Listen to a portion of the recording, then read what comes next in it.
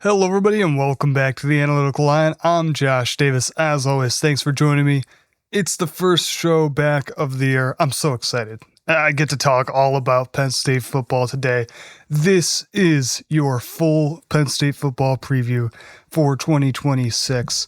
I'm going to start with some thoughts on how things have evolved throughout the summer. By the way, if I'm looking over here, that's where my notes are. I got 12 pages full of notes for you guys to talk about today.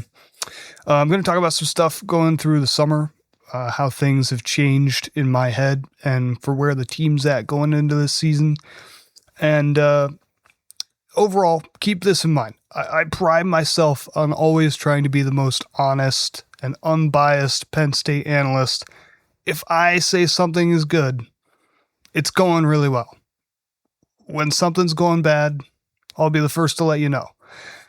I want to be very upfront when you go and listen to this show that I'm going to start with some bad things and I'll move into some good things and combine it into my full thoughts on the team. In the spring, I was pretty upset with how this coaching staff was hired and built, especially with the Matt Campbell hire.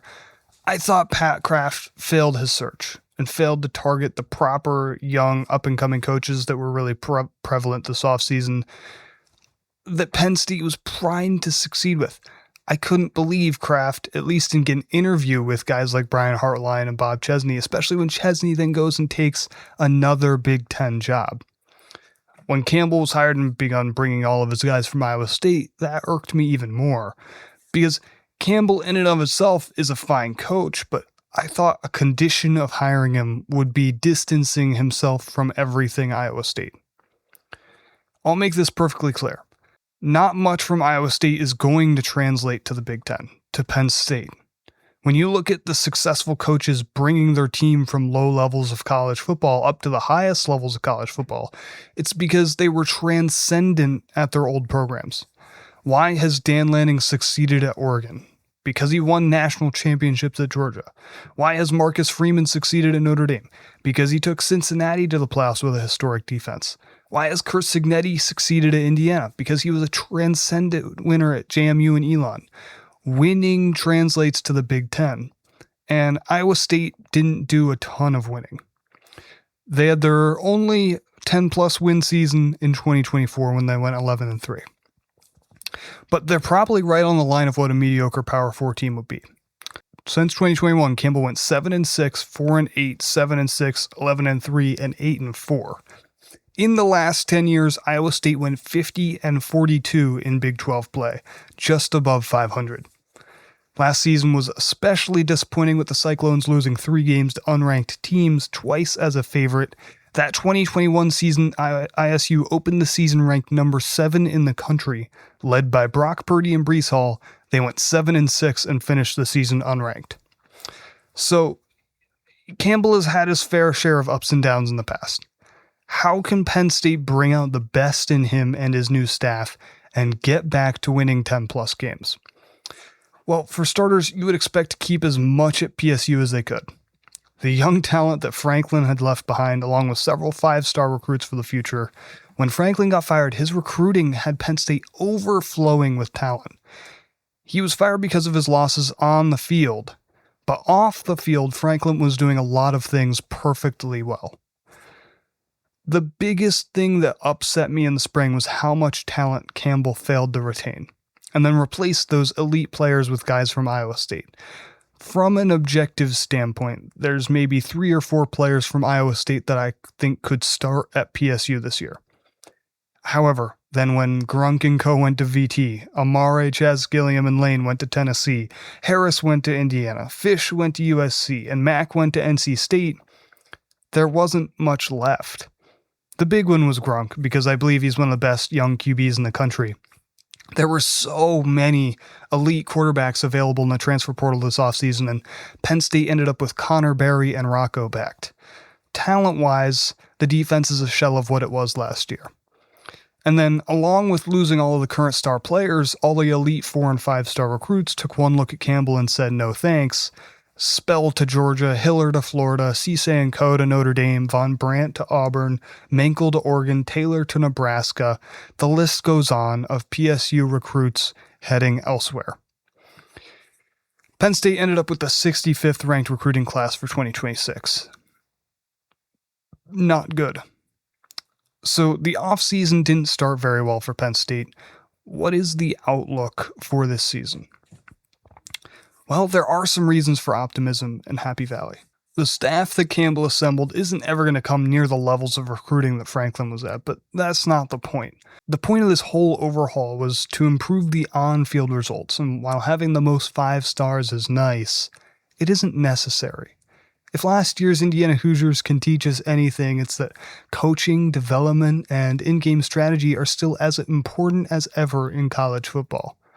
Campbell has built a staff that should develop players very well and build a culture that lends itself to better success and more positivity. It might take some time, but I truly think Campbell can be elite in the long term. Now let's zoom into this season. Starting with the offense, there's good news and bad news.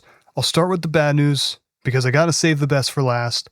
Stick with me for the next couple of minutes, and I promise there'll be some good stuff at the end. The quarterback position. Rocco Becht is not a good quarterback.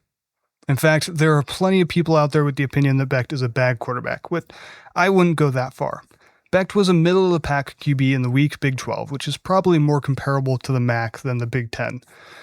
Penn State fans are used to complaining about Drew Aller, a number 1 overall recruit and 3rd-round NFL draft pick. Aller led the Big 10 in passing touchdowns in 2023 and led PSU to the national semifinals in 2024 before getting injured in his final season last year. Aller's career INT percentage was 1.3%, one of the best in the country.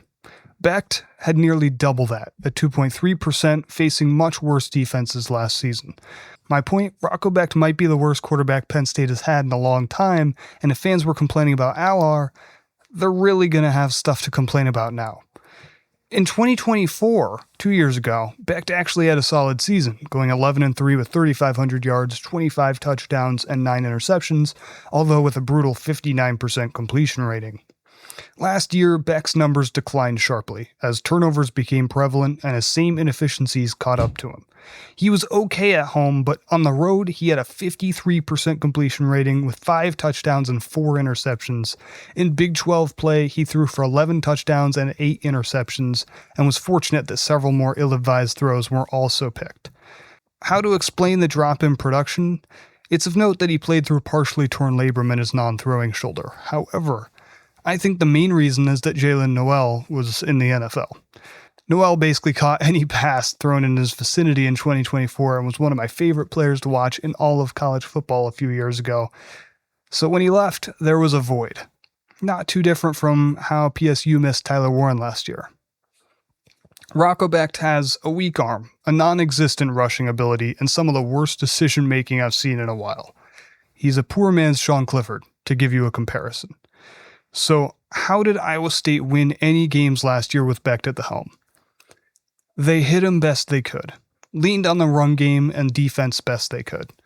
But honestly, the Cyclones just didn't play anybody good last year. By the end of the season, Iowa State struggled to beat Oklahoma State's 20-13, where Becht went 9 of 19 passing to put up 20 points on the worst team in the Power 4. Becht is a solid game manager and leader. Whenever someone has wanted to say something good about Becht this offseason, they've applauded his experience and leadership. Leadership is something that all great quarterbacks must possess. But being a great leader doesn't make you a great quarterback. Several people have tried to add up all of Becht's career stats to show how experienced he is and how that will, for whatever reason, help him succeed in the Big Ten. Go do that for Trinidad Chambliss or Drew Mestemaker, guys that actually put up impressive stats last year. Transfer quarterbacks succeed at the next level when they were putting up numbers in spite of their former team. Fernando Mendoza dominated at Cal, even though Cal couldn't win with Mendoza. Cam Ward dominated at Washington State, even though Wazoo couldn't win with Ward. Trinidad Chambliss dominated and won at Ferris State. Riley Leonard won at Duke long before he was at Notre Dame. Just this formula can predict if transfer quarterbacks are going to succeed or not at the next level. Iowa State succeeded in spite of Rocco Becht, not because of him. Penn State also brought in Connor Berry and Alex Mansky in the transfer portal. Mansky is also from Iowa State, and he's looked spectacular in fall camp so far, and he's the future star QB for PSU. However, he's young and inexperienced, so he's kind of a last resort to play this year. Connor Berry. I said in the spring when he transferred in that he's the exact star player that Penn State needed to bring in to start this year. He's a gunslinging lefty that was a top prospect at App State before transferring to CNU in search of playing time. And oh boy, he won in Norfolk. He went undefeated last season, was a finalist for the D3 Heisman, and showcased elite decision-making and a dual-threat talent. Coach Campbell and Waters saw him and took a shot. In the spring, with Beck still recovering from injury, Berry took over the QB1 spot and ran with it. He won MVP of spring ball and brings exciting winning energy and talent to replace Alar. While Mansky has looked the best in fall camp so far, Berry is right there behind him, and I stand by my belief that PSU has the best chance to win this year with Berry at the helm. For years under Franklin, I saw backup quarterbacks get passed up and have their talents wasted before succeeding somewhere else. Will Levis, Christian Veilleux, Bo Pribula. Franklin never had the balls to bench his struggling quarterback. It's one of the main reasons he failed as a coach. There are quotes from opposing Big Ten defense coordinators that Penn State played in 2024 that said they were more scared of Bo Pribula than Alar.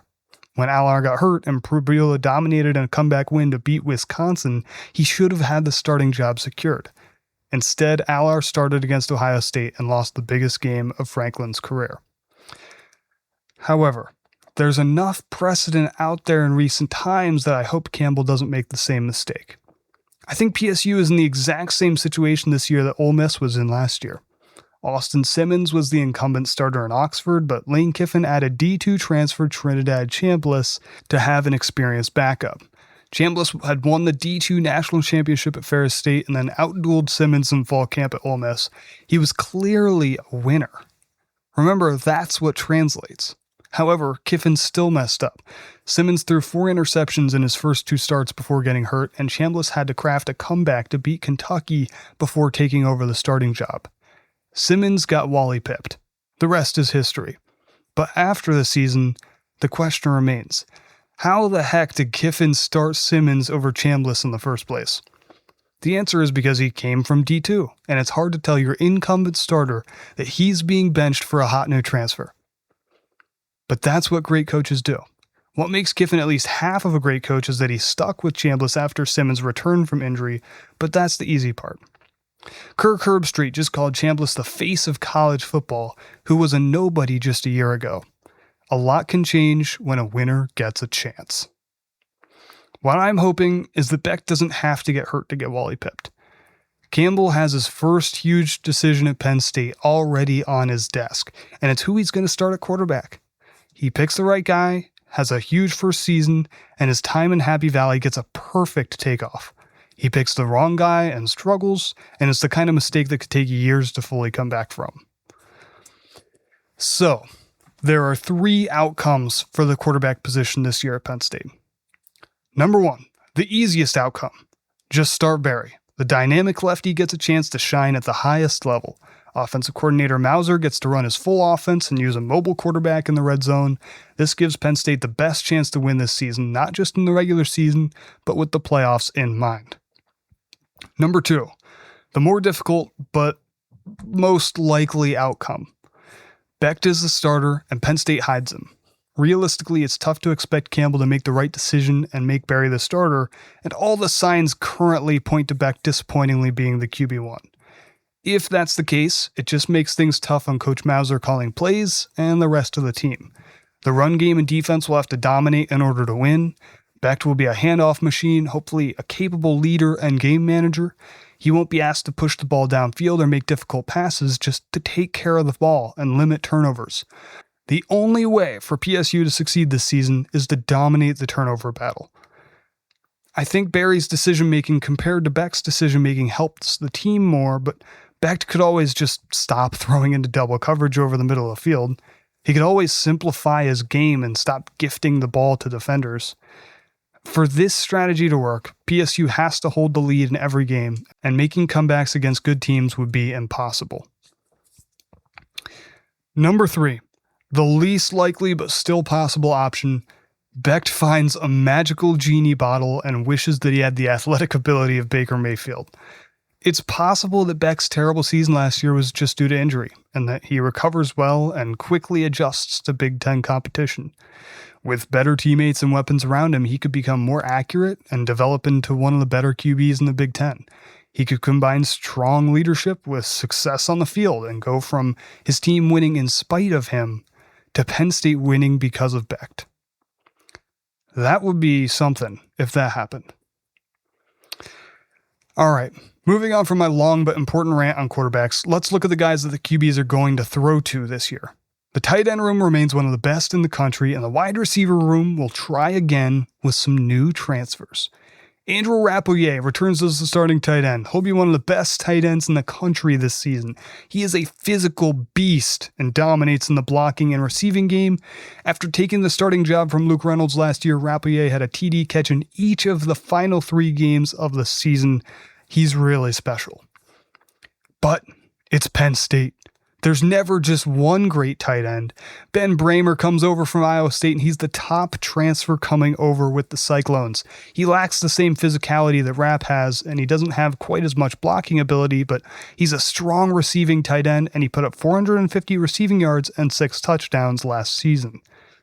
Gabe Burkle also comes over from Iowa State, and he's definitely going to see the field as well. PSU is 3 deep at the tight end position this season, and it remains the deepest room in the country. These guys are once again elite goal line threats and safety blankets for whoever's at quarterback. For the receivers, Pena, Ross, and Hudson are gone to the NFL. Pena's on the Jaguars, Ross is on the Chargers, Hudson in Chicago with the Bears. While these guys didn't evolve into the elite receivers that many were hoping for, they did put up solid production despite the tough situation of transitioning quarterbacks and head coaches in the middle of the season. Coming over from Iowa State, Chase Sewell has the makings of the wide receiver one that PSU has been searching for years. He dealt with some tough injuries last year, but he's put up consistently elite production when on the field with his time with ECU and Iowa State. Sewell is twitchy, crisp, along with having sure hands and a 6'3", 210 frame. He's wearing that coveted number 0 and will be an explosively fun player to watch this season. My goodness, I cannot wait for Chase Sewell to start making plays. At wide receiver 2, it's Kobe Howard time. One of the hot topics after Franklin's firing, Coach Terry made sure to get Kobe on the field. Simply put, he's the best athlete in the receiver room. He has freakish speed and jumping ability. He runs routes like Parker Washington. Wearing that number 3, he's been the biggest camp standout this offseason, and he's primed to be PSU's main deep threat. Kobe Howard is going to be one of the best wide receivers in the Big Ten this season. At wide receiver 3, I have Lyric Samuel. He's 6'4" and has freakish athleticism. He's played well in camp so far, and he'll compete to start with Brett Eskildson. Eskildson, I'm going to have to see it to believe it with him. He was the Cyclones' leading receiver last year, but I think he's going to have one of the toughest times transitioning to Big Ten level football. His footwork is slow, kind of inefficient, and his speed was just good enough to do well in the Big 12. He's not fast by Big Ten standards, not at all like we saw with Devontae Ross last year. Eskildson also dropped a lot of balls last year, which is part of why Beck's completion percentage was so low. Eskilson's only a junior, so he has plenty of time to adjust. I'm sure by the end of the season, he'll be a big factor in the offense. I do think it would be a bad sign if he was getting a lot of reps in week 1. Now, the guys protecting up front. The offensive line. This is where PSU retains some important pieces because you simply can't replace elite big men. Anthony Donko and Cooper Cousins come back to man the right side of the line, and those are 2 of the best linemen in the Big Ten. The former 5-star Malachi Goodman has patiently waited his turn, and now he will start at left tackle this season. He's dominated fall camp, and he could be an all-Big Ten consideration. Brock Riker comes over from Texas State to play center and has also played really well in camp. He's a huge find for Coach Clanton to get in the middle. And then Trevor Buer was the top O-lineman at Iowa State last year, and he looks to be the starter at left guard. Overall, the O-line is one of the biggest strengths of the team, and this offense is going to lean heavily on these guys. At running back, this group is deep and loaded. After 4 years, Katron Allen and Nick Singleton hold pretty much all of the rushing records at PSU. It's impossible to replace their production, but PSU is doing a great job of trying. James Peoples comes over from Ohio State. He started the season as the RB1 for the Buckeyes last year, but struggled against Texas and then backed up Bo Jackson the rest of the way. However, he had some big games late in the season, including a 2-touchdown performance against UCLA. Peoples has elite athleticism and vision, shown by his couple of awesome hurdles last year. He's a wonderful replacement to Allen Singleton. Wearing number 1, he could end up being one of the best backs in the Big Ten, and the Buckeyes could seriously regret not keeping him around. It is a bit of a 1A, 1B situation though in the RB room, as Carson Hansen isn't really a true backup. He's just a different type of player. Hansen is hilariously slow and his vertical style of running, but it worked last year as the starter at Iowa State. He rushed for 87 yards per game along with punching in 6 touchdowns. He's the goal line guy at PSU, and the lesser volume of carries could do wonders in keeping him healthy, which was an issue last year. Quentin Martin and Cam Wallace returned from last year. PSU fans know these guys. Martin ran for 103 yards in the bowl win over Clemson and would start for most Big Ten teams. There's a chance that he has the best numbers of anybody in this room by the end of the season. Wallace has elite speed and athleticism. He should contribute on special teams, possibly as the kick returner. So don't forget about those 2 guys in the running back room. Overall, this offense has a ton of talent. Some excellent new coaches leading it as well. Taylor Mauser's calling plays. It's going to be a small step down from Kotelnicki, but Mouse is an up-and-coming coach and his first chance at an elite level. There will be growing pains, but I think this offense has just enough talent to be one of the best in the Big Ten. It needs a few guys to emerge as stars and a quarterback that can simply take care of the football. The offense will have to deal with several new and difficult road environments as well, which I'll talk about later, especially across the country in Seattle and in the Big House. But at home, the Nittany Lions shouldn't have much trouble putting up points, and while there's a lack of top-end star power, there's depth for days. If there's one thing that never goes away, it's the Penn State defense. Death, taxes, and the Penn State defense dominating. It's a crucial part of the culture in State College. A hard-nosed, gritty defense that hits harder than anybody. At Iowa State, and the Big 12 in general, defense is an afterthought. Matt Campbell is an offensive guy, and so, much like Franklin, he's going to rely on his defensive coordinator to handle that side of the ball. From Manny Diaz to Tom Allen to Jim Knowles and now Danton Lynn, Penn State is on one of the best runs of DCs in all of college football. I still wish PSU fired Franklin in 2021 so Diaz could be the head coach, but a few years later, Franklin went 3-3 in his final season, and Diaz just won the ACC at Duke. Lol. Getting rid of Knowles hurts. He took a lot of great players with him to Tennessee, and Coach Dex, the best safety coach in the country. We all knew it would take a few years for Knowles' defense to really settle in at PSU, and then he was gone right when things had begun to click. Losing Amari Campbell is one of the biggest losses of the offseason. He had 103 tackles last year with 6.5 tackles for loss and a fumble 6 to clinch the bowl game and a win against Rutgers. He never would leave the field. He always knew where the ball was going and always had the guts to make a tough play. Amari was the best Penn State linebacker since Micah Parsons. He might be the best defensive player in the country this season, and PSU is left without anybody on defense that can replicate what he did. That one hurts. However, linebacker isn't going to be an issue this season, or future seasons for that matter. LBU lost the best linebacker in the country and just reloaded. Yeah, they don't have the same star power as they've had in years past, but they are deep. Tony Rojas is back from injury, and he can be a stifling all-around player when healthy. Phil Steele projects him as a fourth-team All-Big Ten. I think he's far better than that. Rojas is the best player on this defense, and he has to step up in Campbell's absence, just like Campbell stepped up in his absence last year. Also returning at linebacker with Rojas is Alex Tash, who simply has a knack for making plays. I think he'll flourish in a starting job. Also coming over from Iowa State are Cooper Ebel and Caleb Bacon, 2 experienced linebackers who are awesome depth pieces and will definitely see plenty of action. They hit hard but can get lost in coverage sometimes. They've dealt with some injuries in the past, but those are 2 really solid players coming over from the Cyclones. The defensive backfield remains mostly similar to how it did last year because of Terry Smith. Terry staying at Penn State had less of an impact than if he was named the head coach, but he was able to keep his DB room mostly intact. Terry is the best and most experienced coach on this team, and his knowledge will be paramount in supporting the new coaching staff in their first year.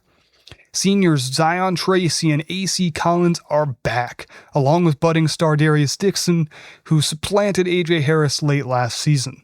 This is one of the best corner trios in the Big Ten, and these guys are the backbone of the defense. The pass defense will be stifling, and there are some really good QBs that PSU plays this year that are probably going to struggle against this defense. I look at Colton Joseph at Wisconsin, Aiden Childs at Northwestern, Jaden Maeva at USC, Bryce Underwood at Michigan, Damon Williams at Washington, Drake Lindsay at Minnesota, Malik Washington at Maryland. The Big Ten is absolutely loaded with elite QBs up and down the conference, and having an elite DB room to match up against them is paramount. At safety, Marcus Neal and Jeremiah Cooper come over from Iowa State. These are two of the top ISU transfers, especially Cooper, who is one of the best safeties in the country. He's a direct Zakee Wheatley replacement. Finally, the defensive line is incredible. No, there's no elite NFL edge rusher anymore, but there is strength in numbers. This group is deep and very experienced. Yvonne Kamaju and Max Granville lead the way on the edges. Kamaju had a huge bowl game against Clemson, and he's simply a freak athlete. Remember, he was just a true freshman last season, and he's only gotten bigger, faster, and stronger in the offseason. He's a true breakout candidate, and in my opinion, one of the best DNs in the Big Ten. Granville, he's as tough as nails, and he continues to steadily improve. Behind those guys waiting to explode is LeVar Arrington II. Wearing the sticks, he's moved over to D-end, and he's ready to end some quarterbacks' lives, oozing with talent. He's so impressive over there at D-end. Ike Ezioko comes over from Iowa State and looked good at times last season. I'm sure he's going to see some reps as well. That D-end group could really surprise some people this season. On the interior, Armstrong Nodim comes over from a brutal Iowa State defense, but he stood out in a big way in camp so far. He's going to be awesome to watch at D-tackle. He'll be alongside Keanu Williams, a 6'5", 330-pound fifth-year senior who's wearing the big 99. Williams started in 11 games last year at UCLA, and he's following Coach Maloa from LA. Also coming over from the Bruins is Siale Taupaki, who will be playing his 6th season of college football. If you want size and experience, this D-line has a ton of it, and there's several guys there who can emerge as star players. There's no Abdul Carter or Micah Parsons level player, but it's a deep group that should be a problem for opposing teams. Listen, overall, this defense looks really good. The linebacker and DB rooms are elite and feature some of the best players in the Big Ten. The D-line is one of the biggest in the country and has a few guys that could grow into star roles. And that's all that new DC Danton Lynn needs. Lynn has never coached a defense as talented as this one. After doing well in tough roles at UCLA and USC, the renovated Beaver Stadium is expected to be the biggest stadium in the country this season, and Penn State fans love nothing more than a big-time sack. It's been talked about quite a bit this offseason, maybe too much, but let's talk about the schedule. September 5th, Penn State opens the season at 3:30 in a stripe out against Marshall. Do I like it being the stripe out? Heck no. Saved it for a better game. But do I understand why it's a stripe out? Yeah. It boosts the ticket sales for the home opener after a tough offseason of change throughout every fold of the program. New coach, new coaching staff, new team, new recruits, new brand deals, new stadium. It's noteworthy to point out the things that aren't changing at PSU this season. And the big one is the atmosphere. No matter what, PSU fans are going to show up and be the best fans in the country. Coaching his first game in that environment, it's going to be nerve-wracking for Coach Campbell and all the new players he brought over. It'll be great to welcome in a new era of Penn State football in such an electric stripe-out environment. Week 2. At Temple, early road game at a tough KC Keeler squad. In the Link, in Philly, it should actually feel like a home crowd of PSU fans. I do expect it to be mostly blue and white in there. However, Keeler is absolutely going to test that new Penn State defense. Remember Jackson Smolik? Yeah, he's their new quarterback, and Temple has an electric up-tempo offense that will immediately test Penn State's depth. The Nittany Lions should have no trouble scoring points, but I know how bad Iowa State was offensively on the road last season, and it's a slight concern for me going into this game. PSU fans, I'm telling you right now, don't overlook this game. This is an important test to get through, and this Temple team with Keeler is no joke. The Owls didn't lose a single starter to the transfer portal, and instead they added a lot to their team, and they're an underrated group in the American Conference. This game is the barometer for where PSU's offense is at. So if they crush this game like they're supposed to, I'll be happy. If they struggle against Temple, I wouldn't necessarily be surprised, but I'd be pretty upset. Week 3 back at home against Buffalo. Pete Lembo brought in a ton of transfers, so they're kind of a wild card. Phil Steele projects them as a middle-of-the-pack team in the MAC, but they easily could be better than that. This is still a gimme game for PSU. Week 4, homecoming against Wisconsin. Big Ten opener in the Campbell era. Luke Fickell is going into his 4th year with the Badgers. He finally has a team with his own guys. They brought in some elite transfers, including Colton Joseph, one of the top QBs in the Big Ten for this year. He's a handful of a dual-threat athlete, and he will be very tough to defend. Abusama is going to be the running back. He's a transfer from Iowa State. He was Iowa State's backup last year. I think PSU should win this one, but Wisconsin is one of the more underrated teams going into this season, and not enough people have their eyes on the Badgers. Week 5, Friday night at Northwestern, brand new Ryan Field debut, most expensive stadium renovation in college football history.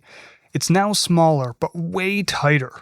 With the stands right on top of the field, the Wildcats are another super underrated team.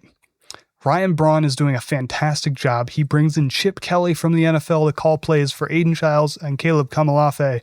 Of course, this is a huge revenge game from last season, with the Wildcats delivering the final blow of the Franklin era. Listen, I think Northwestern might be the best spot for Childs in the entire country.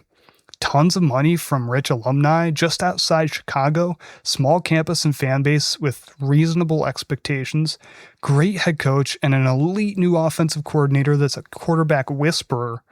Griffin Wild is one of the best wide receivers in the country, and the O-line should remain solid. Genuinely, if I was a top quarterback recruit, Northwestern would be in my top 5 spots to go to. I still think Penn State wins this game, but man, this is a major test.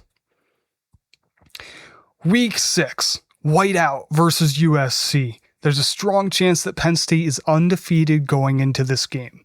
Lincoln Riley is going into his 5th season in LA, and many analysts around college football think this is the year he finally breaks through.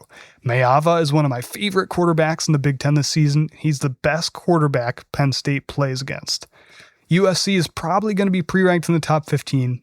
Actually, cancel that.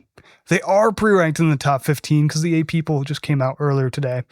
But man, USC plays a tough schedule.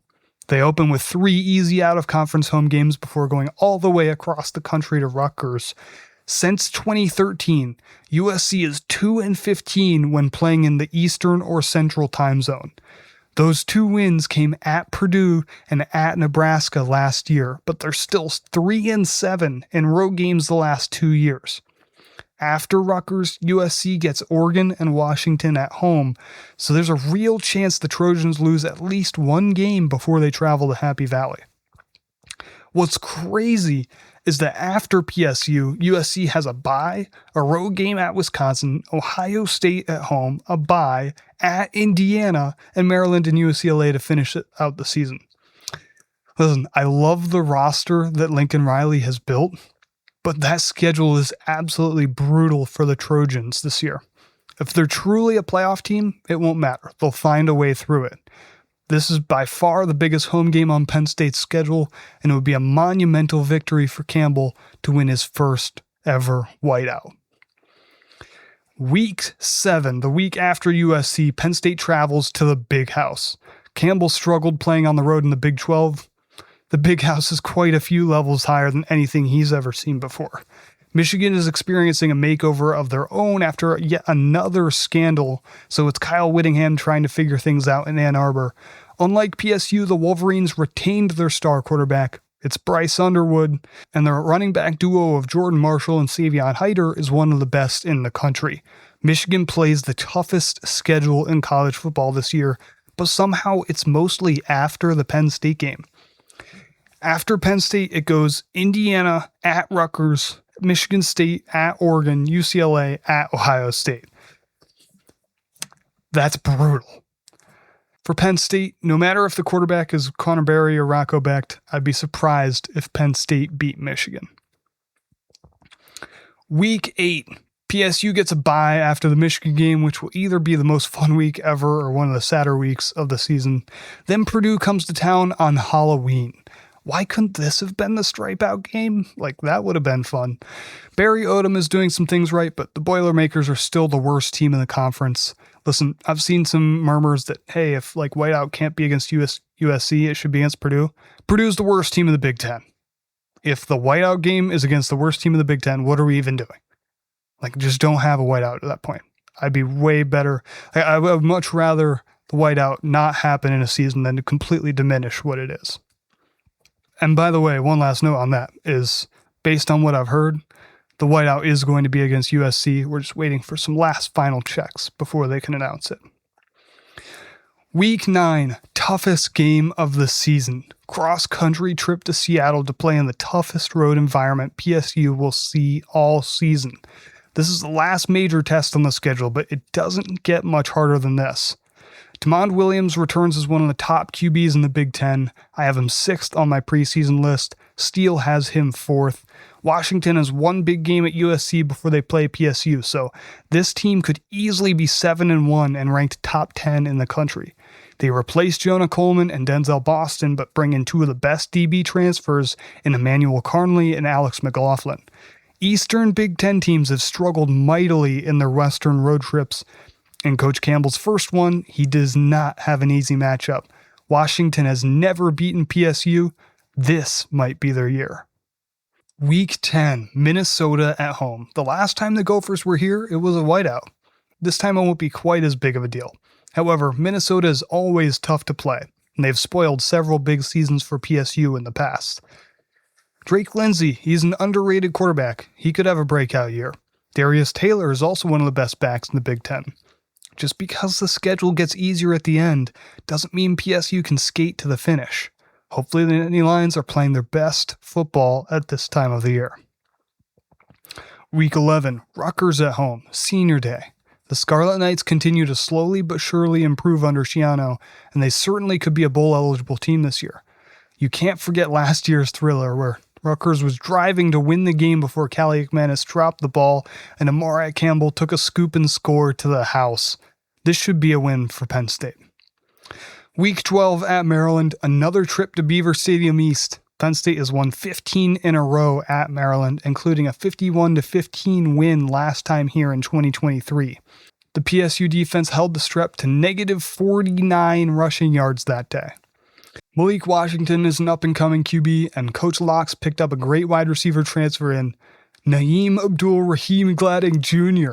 Trust me, he's just as good as his name is. This should be another PSU win to close out the regular season. Coach Campbell is a charismatic and culture-building coach, and he has a chance to craft a winning culture in his first season in Happy Valley. While Penn State fans' expectations are suppressed for the moment while Campbell figures things out, it won't take much for the winning energy in State College to return in full force. If you win at Penn State, it's bigger than anywhere else in college football, and the pieces are there for him to do it in year one. While he doesn't have the same level of talent that Franklin had, Campbell and his staff bring new abilities of development and in-game coaching that Franklin's teams fell short. The whole philosophy of the Franklin era was to recruit good enough players to overcome his inability to coach his teams well enough to win big games. Franklin never had the guts to go for the big plays or make the tough decisions himself. Campbell has a fresh slate and an aggressive mindset that hasn't been felt at Penn State in over a decade.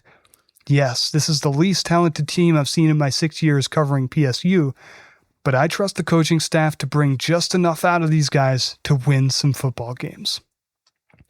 The schedule is easy on the surface level. PSU avoids the top 3 or 4 teams in the conference, But they don't play either of the worst two teams in the conference either, and their road games are their toughest matchups. I think the ceiling for this team is 11 wins. If the quarterback situation works itself out and some superstars emerge on both sides of the ball, and Campbell and his staff grow and adjust quickly to Big Ten football, this team could win a lot of games and find itself in the Big Ten championship or even a playoff spot. I think the lack of marquee games on the schedule keeps the floor very high for Penn State, and even in a worst-case scenario with multiple injuries or underachieving players, PSU can still win 7 or 8 games. My prediction: with Connor Berry at quarterback, Penn State goes 10-2, losses at Michigan and at Washington. With Rocco Becht to quarterback, I'm predicting 9-3, losses at Michigan, at Washington, and at Northwestern. I improved my prediction from the spring. Year 1 is so important to establishing the program and the culture, and success right away could breed success for years to come in the Campbell era. All it takes is one big win over Michigan or USC, and Nittany Nation comes roaring back. Franklin had his biggest moments early on with legendary wins over Ohio State and Wisconsin. What will Campbell's legendary moment be? Who will his legendary players be? I don't think those questions have to be answered this season, but come September 5th, a lot of our questions will be answered. I waited years for Franklin to finally leave State College. Now that moment has finally come, along with many other positive changes to Penn State. I can't wait to get in the new stadium and see the monstrous west side loom over the rest of Beaver Stadium and fill the best environment in the country with even more noise. I can't wait to see a brand new team in their brand new Adidas threads, looking good and playing good in the classic blue and white.